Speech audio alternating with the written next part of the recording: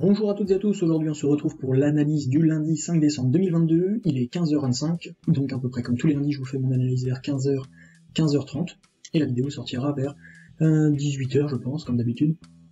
Donc tout simplement cette semaine, je vous ai fait une petite sélection, donc une semaine plutôt vendeuse pour moi, en règle générale pour l'instant. Rappel des petits codes couleurs que j'utilise, donc rouge vendeur, orange, je n'ai pas encore pris de décision, je n'ai pas encore les informations nécessaires pour prendre une décision dans mon trading. Comme vous pouvez voir, je n'ai pas conservé énormément de paires pour cette semaine, j'en ai 8 entre guillemets à observer, même s'il y en a qui sont beaucoup plus intéressantes que d'autres. Elles restent certaines juste intéressantes à observer. C'est toujours intéressant de voir ce qu'il se passe et de voir si certaines de ces idées de trading se réalisent dans des semaines quand on ne peut pas tout trader, bien évidemment. Vous prenez un trade, vous le managez correctement. Si vous avez vraiment l'habitude, vous en prenez peut-être 2. Mais bien évidemment, moi je ne dépasse par exemple jamais 2 trades ouverts en même temps. Après on peut faire n'importe quoi, on va voir une news, il peut se passer ce que vous voulez, vous n'arriverez pas à trader correctement et à manager correctement. Personne ne fait ça, les meilleurs traders se focus sur 1 ou 2 positions maximum. Bref, ça c'est mon point de vue personnel. Donc cette semaine, je vous rappelle que comme tous les lundis, je fais une analyse des paires majeures. On retiendra donc 8 paires. Tout simplement ce que je voudrais dire en début de vidéo, je vous invite à aller voir la vidéo de lundi dernier, donc nous étions le 28 si je ne m'abuse. USDJPY, je vous avais annoncé une magnifique continuation. Qu'est-ce qu'on a pu observer? Hop. Regardez donc, une continuation. Voilà, vous avez même déjà mon scénario pour cette semaine. La semaine dernière, je vous fais mon petit boui-boui ici, mon petit dessin, en disant, bon bah regardez, on dirait une figure de continuation, ça marche pas tout le temps, mais bon bah là ça a marché. Et donc on avait un magnifique trade à prendre, donc personnellement voilà, 1.44, on va pas se plaindre.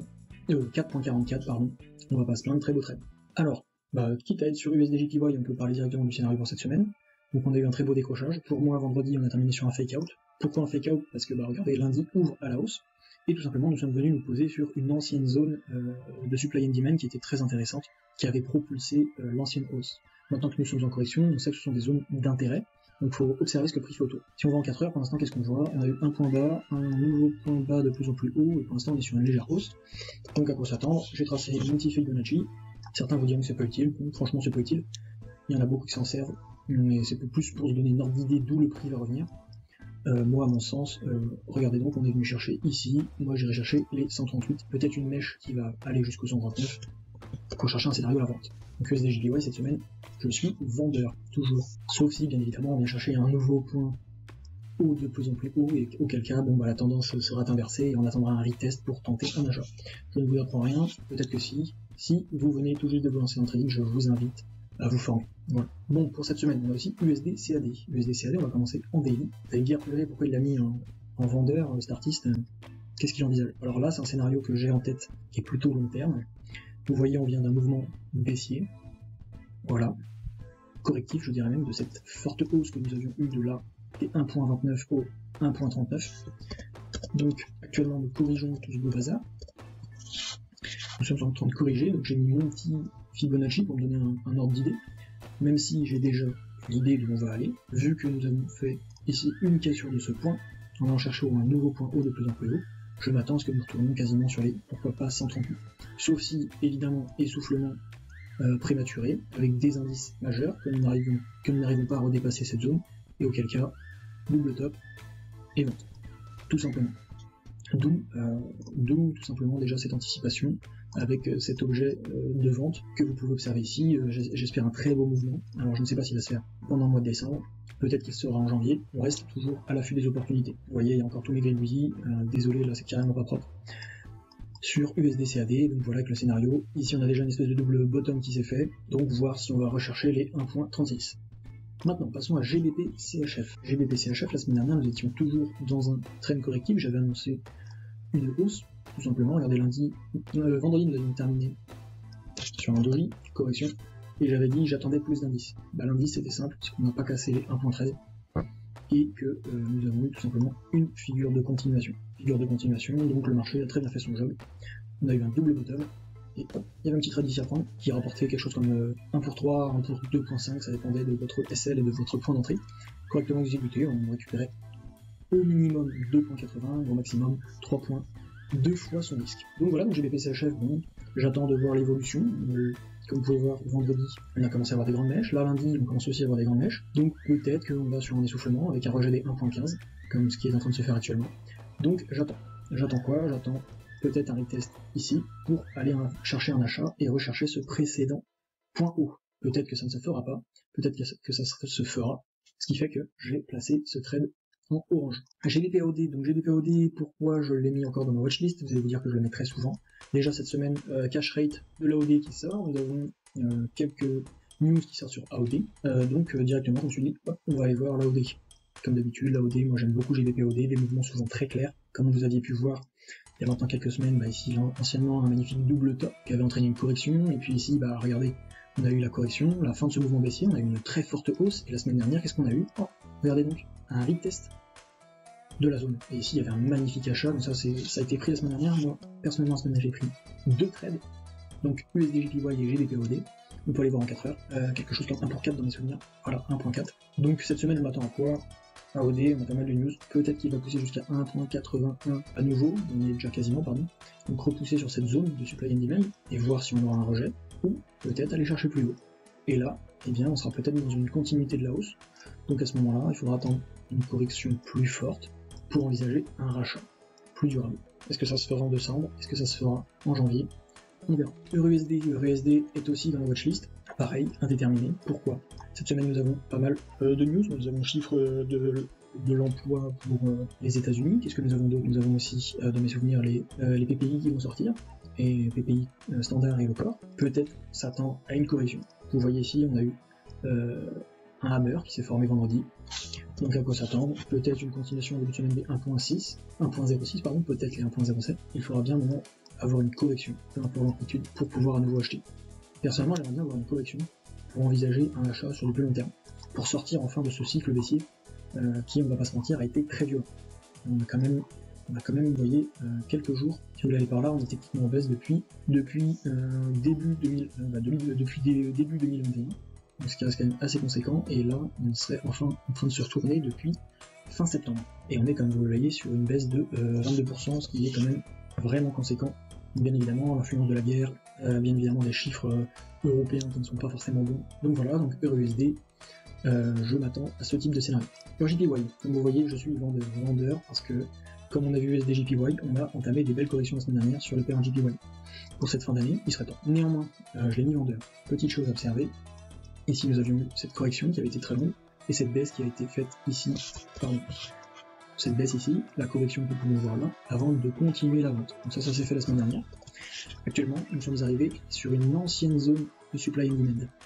Comme vous voyez, il y a eu une magnifique rejection vendredi, et aujourd'hui on ouvre à la hausse. Vous voyez, on a une hausse de 1.32% pour ce lundi, ce qui est déjà vraiment conséquent, en rejetant parfaitement les 141. La chose à observer, c'est va-t-on aller casser ce point dans les 146, hop, faire quelque chose comme ça, et là on aura une reprise de la hausse, ou tout simplement une correction à 100%, ce qui peut se faire, désolé pour ce trait, qui est mal tracé, une correction à 100%, et ici, observer quelque chose comme ça, un double top classique, et une correction. Donc pour l'instant, j'aimerais bien rester vendeur, car le price action nous indique une continuation de la vente, regardez, un point bas, de plus en plus bas. Ici, un point bas qui était juste un point bas, tout simplement, voilà, qui était déjà sur une zone de supply, et ici, là, nous avons à nouveau un point bas de plus en plus bas, un point haut de plus en plus bas, un point haut de plus en plus bas aussi. Donc là, à quoi on s'attend? Un nouveau point haut, de plus en plus bas, que l'on ira vendre, tout simplement. Bien évidemment, tout peut s'enchaîner, il va peut-être venir se faire ici, il va peut-être venir se faire pile poil à 100%, il va peut-être venir se faire sur cette zone à 144, donc ancienne zone de support qui va peut-être devenir résistance, et une résistance à la baisse. Donc voilà pour EURJPY. Avançons, AOD USD. Et bien AOD USD, on se retrouve un peu dans le même scénario que USD. J'attends. Tout simplement, c'est 90% du job d'un trader. Attendre pour ne pas faire de bêtises. Et là, regardez, qu'est-ce qu'on voit? Une drôle de figure si vous l'allez pas voir par là. La hausse s'est faite, elle continue, elle est très propre. Ici, on a un rejet. Alors là, très très beau rejet par contre, il faut bien se le dire. Jeudi, rejet. Vendredi, magnifique doji, et ici, on est en train de faire aussi une magnifique rejection des 0.68. Néanmoins, rien n'est acté. Une correction au 0.66, 0.67 est envisageable, tant que nous ne cassons pas finalement, ce point. Donc une correction à 0.66 c'est inenvisageable, ça voudrait dire qu'on repart en scénario de baisse, ce qui n'est pas ce que j'envisage dans l'immédiat, et qui est plausible, qui pourrait arriver, je ne suis pas dans le futur, ou tout simplement une correction ici, à 0.67 et un rachat. Voilà. Ce qui permettrait de toujours donner un peu plus de pouvoir, de force, aux monnaies qui sont adossées au dollar, qui qui enfin perd un peu de force au fur et à mesure de ces dernières semaines. Je parle bien évidemment du dollar qui perd de la force. Donc AUD-USD, je serais plus sur un scénario acheteur, mais je préfère rester observateur. Regardez ici, on pourrait très simplement voir ça comme un flag, une correction et une hausse. Voilà, je l'ai très bien entre guillemets tracé avant.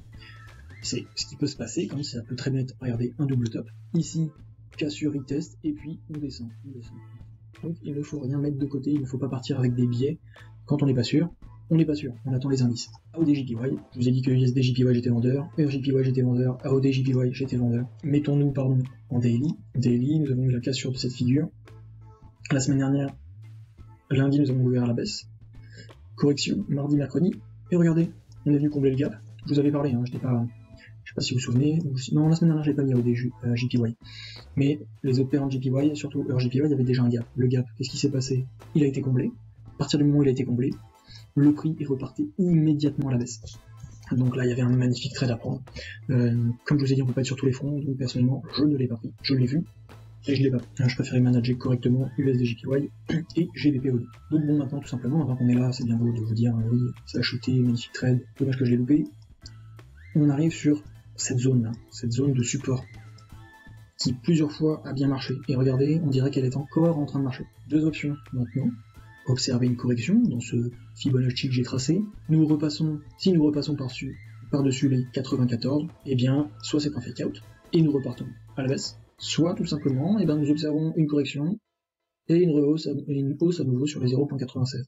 Le prix, pour l'instant, est contenu, si vous voulez, depuis ces derniers temps, dans cette très grande zone. Depuis 2022, on va la tracer ici, la zone des 88 jusqu'à 98. Ici c'est un fake out, cette zone là on est sur un magnifique fake out, mais bon, donc à quoi on peut s'attendre? Tout simplement une correction tranquillement jusqu'au 0.88, et à partir de là, on pourra se fixer sur si le marché doit repartir à la hausse ou à la baisse. Là on est vraiment sur les scénarios très long terme, on n'est pas sur du day trading, on est sur du swing carrément.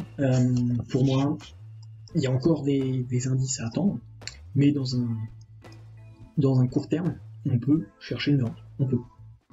Il faut attendre la correction, il faut attendre la correction pour ensuite envisager à nouveau une vente jusqu'au 91, pourquoi pas, couper une partie de vos profits, ajuster votre SL soit à break-even, soit en bénéfice, et laisser couler jusqu'à 90. Les différentes stratégies, ça dépend si vous tradez l'idée ou si vous tradez tout simplement le RR. Si vous sentez que vous avez une idée qui est pertinente, que vous voyez un crash, bon, entre guillemets un crash j'exagère, mais que vous sentez que le marché va continuer cette correction, bon, il ne faut pas hésiter à prendre une partie de vos profits et à laisser couler. Qu'est-ce que ça vous coûte? Ça vous coûte rien, mis à part de peut-être donner un petit peu de profit, mais de quand même finir en profit, ou bien de finir avec un profit plus. Donc voilà, à vous de voir. Donc voilà pour cette petite analyse de cette semaine du 5 décembre. Noël arrive à grands pas, donc à mon avis, on va encore observer un ralentissement et de la volatilité accrue. Donc toujours pareil, faites vos propres analyses, faites bien en sorte d'avoir tous les indices en main pour pouvoir prendre une décision rationnelle. Utilisez ce que vous avez sous les yeux parce que vous pensez en priorité. Les idées, c'est bien, l'action, c'est mieux. Donc voilà, je vous conseille d'être prudent. Et si vous êtes novice et que vous apprenez le trading, je vous conseille de vous former, ou de moins de lire, de commencer à lire aussi bien des articles sur internet ou tout ce que vous voulez pour au moins cerner les bases. Ne vous lancez pas à cramer des comptes alors que vous ne connaissez rien en trading. Bref, voilà, c'est la fin de cette analyse. Je vous souhaite une excellente semaine et prudence sur les marchés.